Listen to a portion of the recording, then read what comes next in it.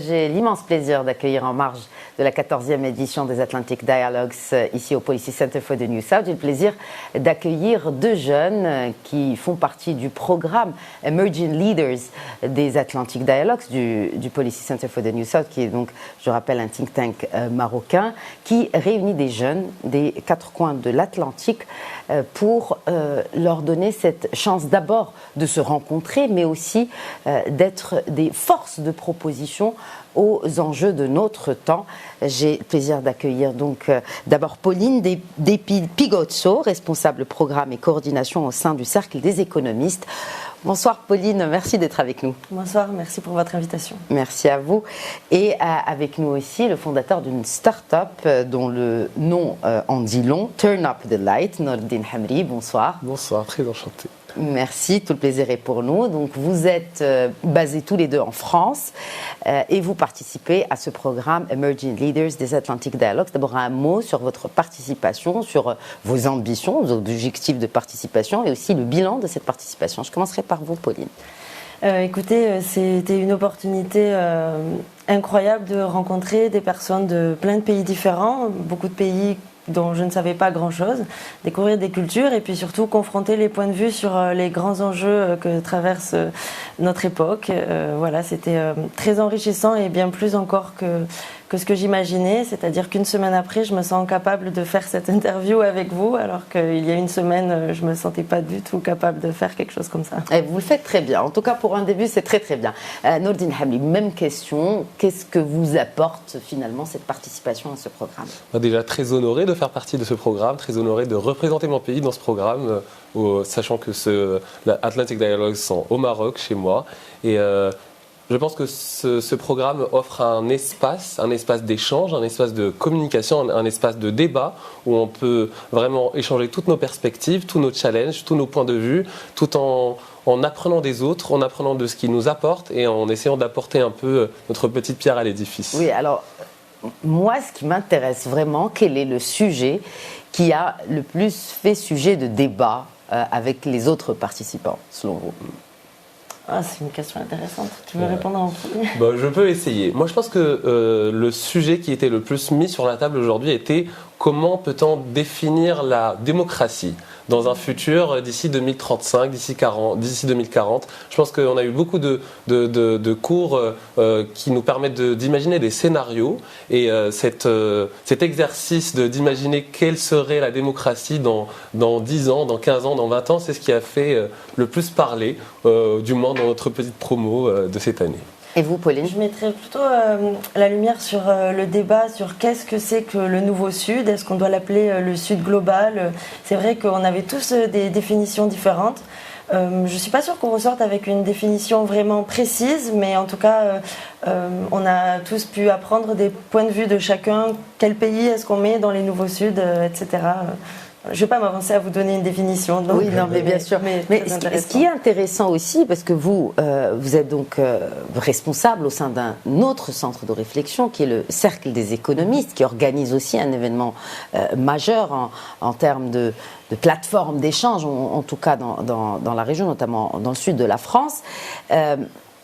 Quels sont aujourd'hui les sujets qui pèsent et qui représente un centre d'intérêt grandissant compte tenu du contexte actuel, géopolitique, économique en Europe ou même de cette région-là de l'Atlantique, selon vous ?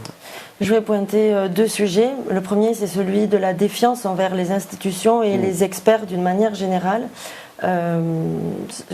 Premièrement, c'est celui-ci. Et le deuxième, c'est l'ordre mondial qui est en déclin. What's next ? Qu'est-ce qui va se passer ? On ne sait pas. Quand vous dites l'ordre mondial, du coup, c'est le Grand Sud, c'est l'Occident, c'est le Sud. Je parle plutôt des institutions multilatérales qui sont sorties post-1945, oui. Qui sont très clairement poussiéreuses. Et je crois que les pays du Sud, en général, sont trop sous-représentées dans ces institutions et c'est aussi pour ça qu'elles sont plus du tout adaptées au monde d'aujourd'hui et aux enjeux actuels. Est-ce que vous pensez que ces institutions, tout comme les politiques aussi, représentent vous en tant que jeune ? Difficile question, je vais peut-être pas me faire beaucoup d'amis en répondant, mais Il y en a certains, oui, mais c'est vrai qu'on sent parfois une déconnexion de la vie réelle de la part des représentants, qu'ils soient politiques ou académiques. Nourdine Hamli, on va parler un peu, on va peut-être mettre le focus sur votre domaine de prédilection, qui est la lumière, qui est l'électricité. D'abord, parlez-nous de votre start-up. Pourquoi Turn Up the Light? Qui visez-vous et quelles solutions pouvez-vous apporter d'abord à votre pays d'origine? Je sais que vous habitez en France, mais que vous êtes originaire du Maroc. Et pour le continent, de manière beaucoup plus globale. Ok, merci déjà de me donner l'espace pour pouvoir échanger par rapport à cela. Donc le principe qu'on a derrière Turn Up the Light, c'est qu'on veut un peu démocratiser ce que c'est que le rapport à l'énergie. Je pense que de nos jours, on est beaucoup trop déconnecté de ce qui est une lumière, de ce qui est vraiment le principe fondamental de notre accès à l'électricité. Et on s'est dit qu'il faut vraiment complètement redéfinir ce rapport. Et on copie notre modèle sur le modèle des crypto-monnaies. Et on pense que si chaque personne a ce qu'on appelle un energy credit, en fait, ça pourrait créer ce qu'on appelle un energy bank. Et donc, si on imagine que vous, à Rabat, et une personne à Dubaï et l'autre à Paris ont toutes des energy credits, en fait, ces crédits peuvent alimenter une banque encore plus grande qui peut, en fait, faire en sorte que les 600 millions de personnes qui n'ont toujours pas accès à l'électricité peuvent être financées directement en one-to-one et plus dépendre des grandes institutions telles que la Banque mondiale ou les banques de développement. Attendez, là. Non, mais j'expose le modèle. Comment ça marche en termes vraiment concrets Donc en gros, si vous prenez un de nos produits, donc c'est un petit panneau solaire qu'on a fabriqué pour chaque personne qui permet de charger un téléphone, tout appareil à 5 volts. Donc si vous le prenez chez nous demain, donc le prix que vous allez payer va être crédité. Donc il va permettre d'avoir votre crédit qui fera en sorte de diminuer le coût qui permettra de déployer cette même technologie, donc ce même panneau solaire à la personne qui vit en Mauritanie, au Kenya ou en Afrique du Sud. Donc c'est vraiment on appelle ça du bilatéralisme mais individuel. Combien de personnes avez-vous touché jusqu'ici? Donc là on est à une 50aine de personnes. Donc on a fait ça dans le désert au Maroc. On a fait ça en Polynésie, donc vraiment dans une île complètement perdue, comme à Dubaï, comme en Arabie Saoudite, comme en France. Donc vraiment on essaie de créer un écosystème qui ne dépend pas d'un énorme investissement, mais qui dépend de l'action de chaque individu.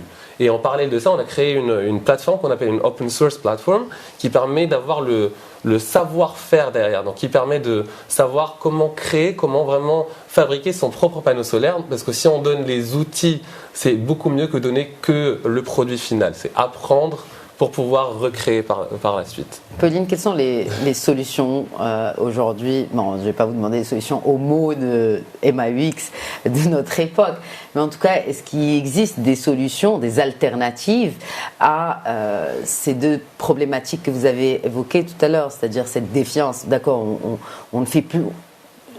On a perdu confiance, on va dire, dans les institutions multilatérales, mais quelle est l'alternative? Est-ce qu'on va aller sur la décentralisation comme pour le Bitcoin et on va parler de chacun gère de son côté? Comment voyez-vous l'alternative à ces organismes multilatéraux? Je ne peux pas vraiment répondre à cette question, mais si vous le voulez bien, je vais vous donner ma réponse. Pour moi, ces crises... En fait, on vient d'une génération qui a grandi à travers les crises économiques, crises sanitaires, crises environnementales. Donc, en fait, comprendre le monde et les enjeux qu'on traverse, pour nous, c'est pas vraiment une option. On doit agir. C'est un devoir. Et donc, je crois que ces crises, qu'elles soient économiques, géopolitiques, environnementales, c'est surtout des crises de compréhension. Et donc, je pense que c'est surtout sur ça qu'il faut agir, sur l'éducation, mais pas seulement des enfants, des adultes aussi. L'éducation à la technologie, parce qu'on parle d'IA. Est-ce que finalement cette jeunesse... Est-ce qu'elle est prête à utiliser l'IA, à bien l'utiliser? Entre autres. En fait, ce que je pense, c'est que je reviens sur la défiance envers les experts et les institutions et les politiques. Je crois que la manière dont on s'adresse quand on parle de ces enjeux, ça peut être un frein à la compréhension parce que on va parler de chiffres, on va parler de rapports, on va parler de graphiques et c'est assez froid en fait. Et je crois que le meilleur moyen d'éduquer, entre guillemets, d'aller vers la Vous dites pédagogie. Ça au sein du cercle des économistes, il faut séparer des chiffres. Mais parce que nous, c'est ce qu'on essaye de faire. C'est-à-dire que, par exemple, je voulais illustrer plutôt que théoriser. Donc les rencontres économiques, c'est un forum comme Atlantic Dialogue. Et c'est ouvert à tous, n'importe qui peut s'inscrire. Mais on ne va pas se mentir, dans la réalité, dans la salle, la plupart des gens sont un public qui est initié déjà à ces enjeux, qui a eu accès à un certain niveau d'études. Ce n'est pas ces gens-là qui, personnellement, m'intéressent. Moi, j'ai plutôt envie de faire accéder à ce savoir d'autres personnes qui n'ont pas eu la chance d'accéder à ce niveau d'études. Et donc, je pense qu'il faut toucher à la sensibilité des gens grâce au cinéma, grâce aux expositions, grâce à l'art, aux débats différents. Par exemple, un format qu'on a proposé cette année en marge des rencontres, c'est un format qui se tient dans la ville, en dehors du lieu des conférences. On appelle ça les terrasses économiques. C'est 3 experts, par exemple, un économiste, mais pas seulement, puisque l'économie, c'est interdisciplinaire. Et on met aussi donc du public, et le public est aussi intervenant autant que les experts. C'est-à-dire que les experts ne doivent pas parler aux gens, mais avec eux. Voilà. Donc, pour leur expliquer. Oui, par exemple. Et il faut, quand on présente Alors certains comment choisissez-vous concepts, vos experts si vous ne faites pas confiance aux experts? on prend des experts. On leur explique le concept et ensuite on fait en sorte qu'ils aient envie de discuter avec les gens, c'est-à-dire sur un même niveau. Ce format-là, c'est sans scène, sans micro, ça réduit la distance. Du coup, on se sent peut-être un peu plus légitime à prendre la parole. Par exemple, on a aussi organisé un concours d'éloquence avec l'école Sciences Po Aix-en-Provence. On aurait pu le faire dans l'école de Sciences Po, mais à ce moment-là, le frein est toujours présent. On l'a fait dans la rue. Et donc, n'importe qui peut passer, s'arrêter, écouter, découvrir un concept et peut-être se dire « Tiens, je ne pensais pas que l'économie m'aurait intéressé ». Par exemple, on a aussi organisé des visites guidées dans la ville pour raconter comment le développement économique de la ville a façonné son patrimoine. C'est une manière d'accrocher plus intimement les gens. Voilà. Nordine Hamri, quelle est la prochaine étape pour qu'on puisse aspirer aussi à avoir des startups qui répondent aux besoins énergétiques au Maroc comme en Europe, enfin en Afrique comme en Europe?